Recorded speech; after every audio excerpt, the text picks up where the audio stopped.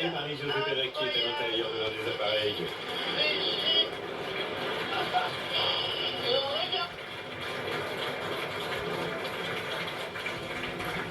Défilé aérien millimétré vraiment à la fin de la Marseillaise, la patrouille de France qui vient clore cette séquence.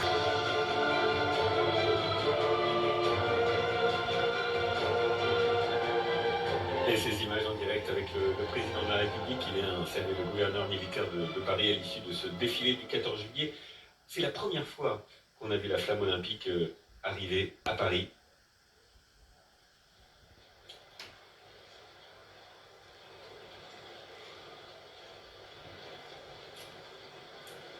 Voilà le chef de l'État qui salue le gouverneur militaire de Paris après ce magnifique défilé, l'arrivée de la flamme, tous ces jeunes qui ont participé aussi à ce début du relais de la flamme olympique, cette flamme qui aura participé à 12 000 km, parcouru 12 000 km, 65 territoires dans les Outre-mer, arrivé par le Belém, on s'en souvient, avec ce 3 mois après le périple depuis la Grèce, le 8 mai dernier, c'était un moment absolument fabuleux. Et bien ça y est, cette flamme olympique, elle est ici à Paris. On a vu aussi un spectacle fabuleux, Yann, avec les cadres noirs de Saumur, hein, ce sont ces chevaux et ces dresseurs. C'est une école d'excellence de l'équitation de tradition qui forme des écuyers depuis 1815 et qui se sont produits là, sous nos yeux tout à l'heure et qui comptent dans leur rang des champions. C'est aussi ça le clin d'œil avec ces Jeux Olympiques, notamment Thibaut Valette, médaillé d'or du concours complet au JO de Rio en 2016.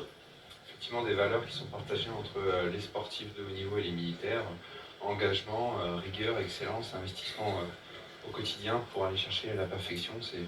C'est ça qu'on met en valeur aujourd'hui avec ce 14 juillet qui continue aussi à Paris. C'est pas parce que le défilé est terminé, que le président de la République vient remercier l'ensemble des participants, notamment de cette animation finale. Mais il y a d'autres événements qui vont avoir lieu à Paris pour les franciliens, notamment aux Invalides, où les franciliens pourront venir rencontrer les militaires des trois armées, également de la gendarmerie nationale, du service de santé des armées, de la direction générale de l'armement, et puis pourront également donner leur sang auprès du service de santé des armées toute la journée aux Invalides. Et puis on rappelle que partout en France, des défilés et des commémorations sont organisés à l'occasion de ce 14 juillet. On va continuer à suivre évidemment un œil sur le direct. On a encore plein de surprises à vous faire partager. Le président de la République qui va aller saluer, comme le veut la tradition, ses invités, et notamment la tribune où sont rassemblées les familles endeuillées et les blessés de l'armée française. On va garder une image sur le président de la République avec le gouverneur militaire de Paris et la première dame Brigitte Macron. On va faire peut-être un petit détour par Villacoublay où nous attend Valérie Le Rouge. Valérie, en quelques mots, votre expérience, quelles ont été vos sensations?